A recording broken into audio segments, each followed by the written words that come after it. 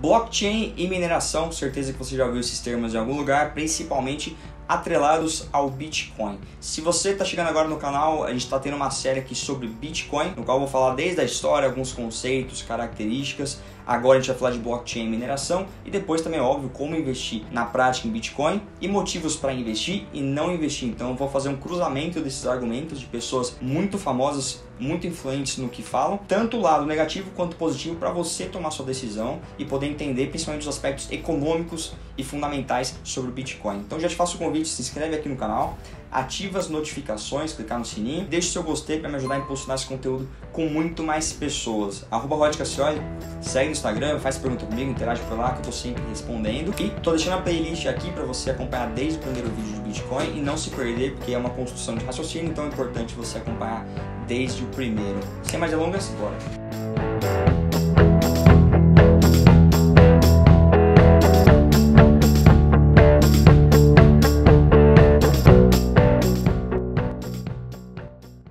Vamos lá, blockchain. Vou tentar explicar o conceito sendo o menos técnico possível, tá? Porque é um pouquinho complicado de entender, existem muitos termos, enfim. Vou explicar mais o raciocínio para você entender. E depois, se você tiver interesse, você procura mais vídeos. Eu posso até fazer outros vídeos trazendo um pouco mais dessa densidade nas explicações. Mas você tem que entender que o blockchain é o grande suprassumo do Bitcoin. A grande diferença, a grande revolução que o Bitcoin trouxe foi o blockchain. O blockchain é como um livro contábil, só que ele é aberto ao público. Então, uma empresa, por exemplo, uma empresa tem a sua DRE, a sua demonstração de resultado do exercício. O que é isso? É basicamente a empresa tem lá, ao longo de um trimestre, por exemplo, ela tem sua receita vendendo seus produtos, ela tem o quanto ela gasta para comprar aquela matéria-prima, transformar aquela matéria-prima, ela tem o gasto de salários das pessoas, dos diretores, pessoal de vendas, ela tem gasto com impostos, ela tem que pagar juros das dívidas que ela tomou, enfim, ela começa na receita e aí ela vai ali perdendo diversos fatores com os custos e gastos, impostos, enfim, até chegar no lucro líquido, que é o quanto que entra no bolso daquela empresa no fim do mês. Isso é uma DRE, é um livro contábil ali que a empresa vai, conforme ela vai transacionando matérias, enfim, ela vai anotando tudo aquilo que ela está recebendo e gastando até chegar no lucro líquido. De forma bem simplificada, é isso, beleza? Mas tá, essa DRE que todas as empresas fazem, apesar das empresas, né, de capital aberto divulgarem a sua DRE, você consegue ver a receita da empresa e tudo que acontece até chegar no lucro líquido. Você não consegue saber quando que essas transações aconteceram. Então, quando que a empresa necessariamente comprou tanto de matéria-prima e aí essa matéria-prima transformou-se em produtos, quando que ela vendeu parte desses produtos, quanto que foi essa transação, todos esses detalhes das transações você não consegue ver. E no caso da blockchain, do Bitcoin, ele é um grande livro contábil aberto, então você consegue ver todas as transações que são feitas. Então toda vez que alguém transfere Bitcoin do Brasil para o Japão, do Japão para a Índia, da Índia para os Estados Unidos, cada uma dessas transações é registrada nesse grande livro contábil, que é um grande livro digital e aberto para qualquer um acessar, e você consegue visualizar tudo isso lá, tudo que está acontecendo nessa grande rede, nesse grande bloco. E se a gente for desmembrar o nome, blockchain, block são blocos e chain dá o sentido de corrente. Então é uma grande analogia a uma corrente mesmo. E você vai entender por quê. Como que é uma corrente? Uma corrente você tem ali aquelas barrinhas de metal que unem-se umas às outras, formando uma corrente, formando ali uma extensão de metros de distância, mas todos esses ferrinhos ligados, entrelaçados uns aos outros. E essa é mais ou menos a ideia, porque cada transação que é feita no Bitcoin, então hoje eu vou lá e transfiro um Bitcoin da minha conta para alguém lá no Japão. Quando eu faço essa transação, isso gera um registro que contém códigos com letras e números e várias complexidades, é um código gerado, e aí depois quando essa pessoa no Japão recebe os meus Bitcoins e no futuro ela transfere esses Bitcoins para uma outra pessoa, isso gera um novo registro, uma nova transação com um novo código, etc. Só que uma parte desse código vai estar atrelado ao bloco anterior. Então, para você entender essa analogia da corrente, que é uma coisa entrelaçada na outra, pensa o seguinte: vamos supor que eu pegue um Bitcoin hoje da minha carteira e invista para alguém no Japão. Transfira para alguém no Japão. Essa pessoa que recebeu no Japão, ela vai pegar 0,5, então metade desse 1 que eu transferi, e vai transferir para alguém na Índia. O que acontece? Quando eu transferi da pessoa um Bitcoin daqui do Brasil para o Japão, isso gerou um registro, um código ali formado por letras, números, um código super complexo. E depois, quando essa pessoa transferiu 0,5 Bitcoin do Japão para alguém na Índia, por exemplo, isso gerou um outro código também complexo com letras e números. Só que nessa transferência de alguém do Japão para a Índia, uma parte desse código é proveniente da minha transferência do Brasil para o Japão. Então é assim que você vai fazendo os entrelaçados e formando uma corrente. Eu transacionei para o Japão, gerou um código. A pessoa transacionou do Japão para a Índia, gerou um novo código, só que uma parte desse novo código é formada pelo código anterior, o código da minha transação do Brasil para o Japão. Existe esse link. Então, resumindo essa ideia, conforme as transações vão ocorrendo de bitcoins, elas vão sendo formadas em blocos. Então, você cria um bloco aqui, um primeiro bloco, um segundo bloco, um terceiro, um quarto e um quinto. E esses blocos estão sempre entrelaçados, como se fosse uma corrente. Ou seja, o quinto bloco vai ter sempre um pedaço do código do quarto bloco, o quarto vai ter sempre um pedaço do código do terceiro, que vai ter do segundo, que vai ter do primeiro.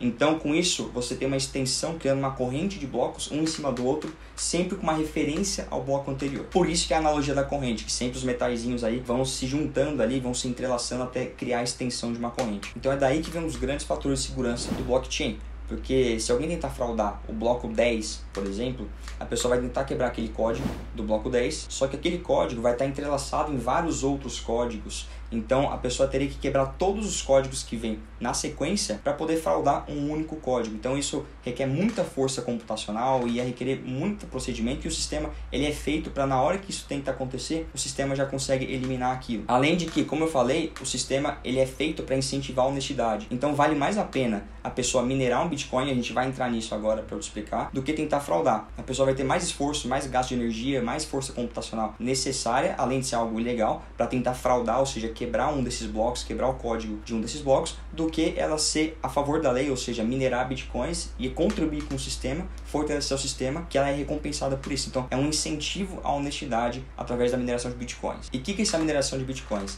Então, pense o seguinte, para cada um desses blocos que vão sendo formados, conforme as transações vão acontecendo, transferência de bitcoin de uma carteira para outra, esses blocos vão sendo formados, e para validar e concretizar cada uma dessas transações, você tem os mineradores. E o que eles fazem? É um pouco loucura isso, principalmente para quem é fora do mundo de tecnologia e tudo mais, mas é literalmente isso. Os mineradores, eles precisam de uma grande força computacional, então não é só no seu notebook de casa que você vai querer minerar bitcoins. Você precisa de computadores específicos para isso, vai precisar de muita energia elétrica. Então, geralmente, esses mineradores são grandes conglomerados, grupos que trabalham fazendo isso. Não é você abrindo seu notebook, baixando um software e começando a minerar bitcoin. Mas aí o que acontece na prática?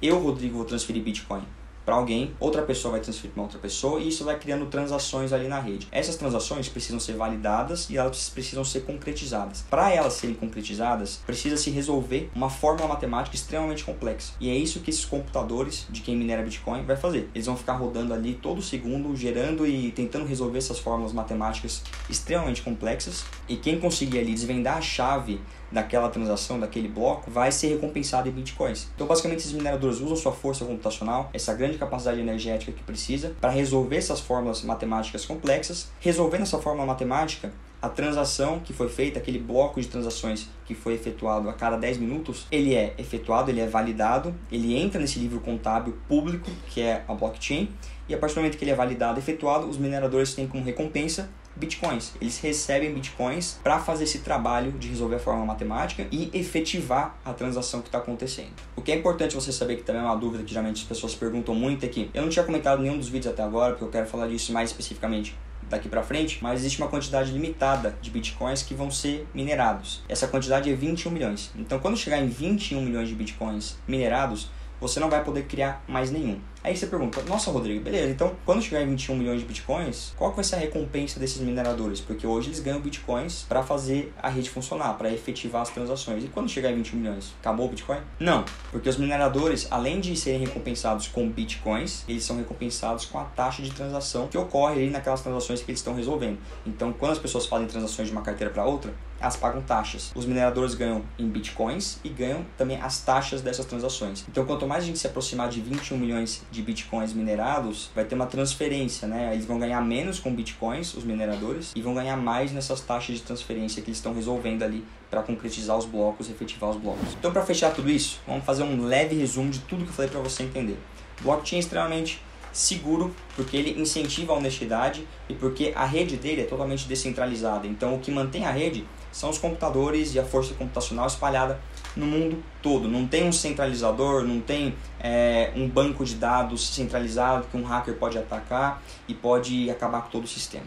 E como que ele funciona na prática? Basicamente, o tempo todo, as pessoas estão transacionando bitcoins. Eu mando daqui para o Japão, do Japão para a Índia, enfim, as pessoas estão transacionando. Essas transações vão para esse grande livro contábil digital, que é o blockchain, que é aquele livro público que todo mundo consegue acessar e ver todas as transações que estão sendo feitas. Mas para as transações irem para o blockchain, elas precisam ser validadas e elas precisam ser efetivadas. Então quem faz tudo isso são os mineradores. Eles vão resolver fórmulas matemáticas a cada 10 minutos e a cada 10 minutos o minerador que conseguir resolver aquela fórmula matemática, desvendar a chave daquele bloco antes, vai ser recompensado com bitcoins por esse trabalho, além das taxas de transação dentro daquele bloco. Esse bloco vai ser validado e vai entrar no livro contábil, ou seja, vai ser mais uma correntinha ali na extensão de toda a corrente do blockchain. Então a cada 10 minutos um bloco novo é formado e vai sendo somado à corrente do blockchain, um bloco em cima do outro, sendo que cada bloco tem um código